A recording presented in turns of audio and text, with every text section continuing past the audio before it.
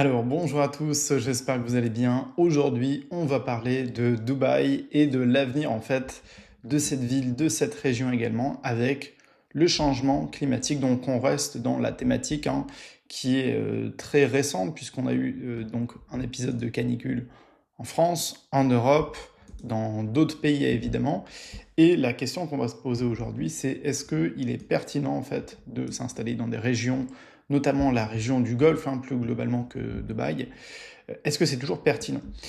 On va essayer de parler ça de tout ça de manière extrêmement pragmatique, sans être à la fois dans le fatalisme, mais également en prenant en compte l'idée et le constat à peu près universel que tout le monde peut faire aujourd'hui, qui est qu'on est dans un contexte, au-delà du changement climatique, de réchauffement planétaire. Si vous avez jamais été à Dubaï, c'est vrai que c'est une ville où c'est assez particulier, mais il fait évidemment extrêmement chaud et il faut se rendre compte en fait de la taille en fait de la ville pour tout simplement se rendre compte de ce qui a été créé là-bas.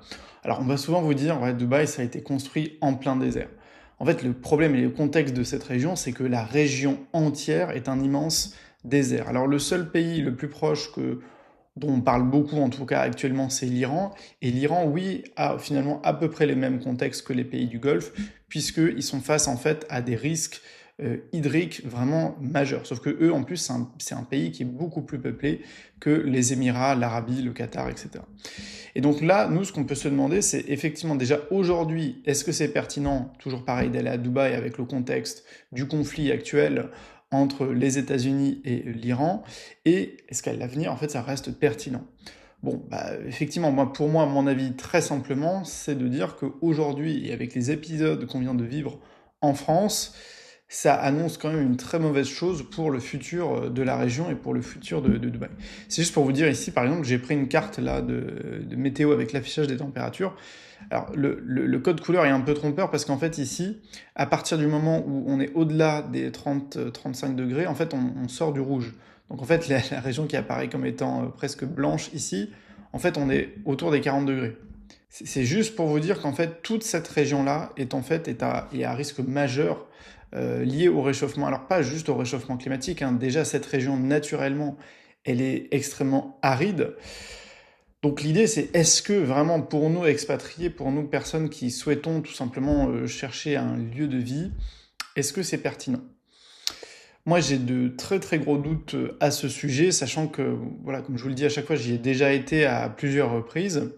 J'ai rien contre la destination, mais en revanche, je trouve que d'un point de vue presque sécuritaire, on rentre plus là dans une phase qui est dans une approche plutôt survivaliste. Je pense que c'est extrêmement risqué et en fait l'avenir de la région pour moi est complètement incertain.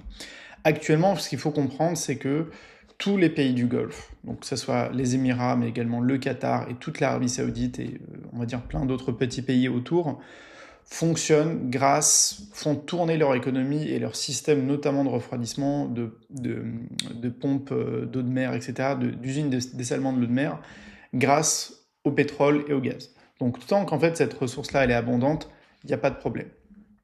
Mais effectivement, si on anticipe une transition vers tout simplement des débuts de pénurie en fait de pétrole et de gaz pour ces régions-là, et un contexte de réchauffement climatique qui est toujours de plus en plus intense, je pense qu'en fait on est tous conscients que en fait ces régions-là ne vont plus être vivables. Et en fait, au-delà du contexte de nous en tant qu'expatriés ou potentiels expatriés, il y aura le contexte des locaux. Parce que pour défendre un peu ces régions-là, ces pays-là, on leur dit oui, mais vous avez construit Dubaï au milieu du désert. Il suffit de regarder les Émirats Arabes Unis pour comprendre en fait qu'ils n'avaient pas vraiment le choix. L'idée c'est pas que ces pays ont le choix entre des régions qui sont plus sympathiques que d'autres, c'est ce sont des pays qui sont désertiques. Le Qatar c'est pareil et toute l'Arabie Saoudite c'est exactement pareil. D'ailleurs le contexte pour Dubaï, il est le même que pour plein d'autres villes en Arabie Saoudite comme Riyad, mais également la Mecque, où là il y a un vrai risque majeur, puisque c'est une ville qui accueille des millions de visiteurs chaque année.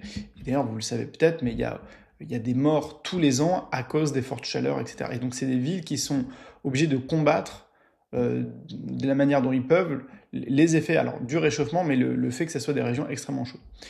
Alors tout ça pour dire quoi? L'idée c'est que si on regarde l'avenir, les 50 prochaines années au minimum, c'est une région qui va, comme tout le reste de la planète, se réchauffer. C'est-à-dire que si on a des moyennes de 40 degrés, on va peut-être gagner 1 ou 2 degrés.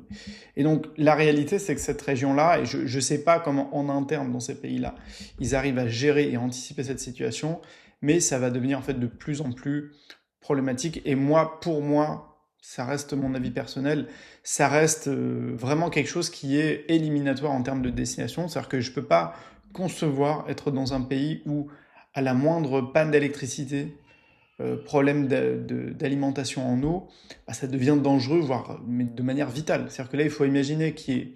Alors, dans le contexte du conflit actuel, hein, il y a eu des scénarios qui ont été étudiés par les États-Unis et qui ont fait en sorte que toute la région soit en fait à risque d'approvisionnement en eau. Notamment s'il y avait eu, par exemple, le largage d'une bombe sale, d'une bombe nucléaire ou semi-nucléaire. Hein, bombe nucléaire sale, c'est juste, le but c'est de contaminer des ressources, notamment contaminer l'eau. On mettrait en danger tous les habitants du Golfe Persique, donc qui en cumulé doit représenter, je pense, plus d'une dizaine, en ordre de grandeur, plusieurs dizaines de millions d'habitants. Eh bien, ça c'est un scénario, et c'est un scénario un des plus graves. Mais finalement, il suffit d'envisager qu'il y ait une panne d'électricité, donc c'est-à-dire que vous n'avez plus de système de climatisation, et potentiellement plus de système, par exemple, d'acheminement de l'eau. Ça fait partie des régions, malheureusement, où si ça devait arriver, si ça se produira un jour, ça serait dramatique. Et le dernier point, et on l'a bien vu en cas de risque de catastrophe, etc., avec tout le contexte de la guerre qui est actuellement, et qui est toujours en cours, en tout cas en partie, c'est que lorsque, par exemple, là, le détroit d'Ormuz est bloqué, ou alors que lorsque les vols d'avions sont bloqués, il n'y a pas moyen réellement d'échapper à cette région. Et c'est pour ça, et c'est vraiment le but de cette chaîne YouTube-là, c'est de vous présenter ces différentes destinations-là, qui sont des destinations pour vous potentielles, et de vous apporter ma vision des choses en restant le plus réaliste possible, et en ayant cette approche, oui, à la fois sur l'entrepreneuriat, le business, etc., mais en disant, ok, nous, ce qu'on veut, c'est quand même trouver une destination qui soit safe. Et je rajouterai, avec tout ça, c'est la couche finale, c'est la gestion des gouvernements pour gérer ce genre de crise ou de problématiques. Et on l'a bien vu avec le conflit qu'il y a eu là, ou les débuts de conflit qu'il y a eu, même s'ils n'étaient pas touchés de manière massive comme d'autres pays ont pu l'être, c'est la façon dont réagissent les gouvernements. Et c'est ça aussi qui peut être inquiétant, comment ils essayent d'étouffer certaines affaires, certains contextes aussi. Et donc pour moi, le problème de l'eau et de la chaleur, et de la consommation, tout ça, d'énergie, c'est quand même assez problématique. Et on peut, je veux dire, légitimement estimer que ça va faire partie des problèmes, du plus gros problème à résoudre en fait de cette région-là, et je parle de Dubaï parce que c'est ce qui vient en tête lorsqu'on parle de cette région-là, mais comme je vous disais, ça inclut le Qatar, le reste de l'Arabie Saoudite, le pèlerinage religieux, etc. Et c'est un vrai enjeu pour le 21e siècle. En tout cas, ce que je vous invite à faire, c'est à vous faire votre propre avis. Donc vous pouvez retrouver sur l'application Code Freedom, vous avez le lien en description. Pour l'instant, j'ai mis quelques destinations dans le monde, hein, et vous pouvez les comparer en termes de budget, de coût de la vie, de la sécurité, de la qualité de vie aussi. Et c'est vrai que de plus en plus, je vais inclure aussi ces risques-là. Ça peut être les risques climatiques, ça peut être des risques globaux. C'est pas forcément que du climat, mais pour moi, ça fait partie des critères qui vont vous permettre de sélectionner vos propres pays. Donc je vous laisse le lien en description et je vous invite à tester l'appli et vous tester un compte, vous créer un compte gratuitement. Je vous dis à très vite sur la chaîne YouTube, mettez-moi en commentaire ce que vous en avez pensé. À très vite.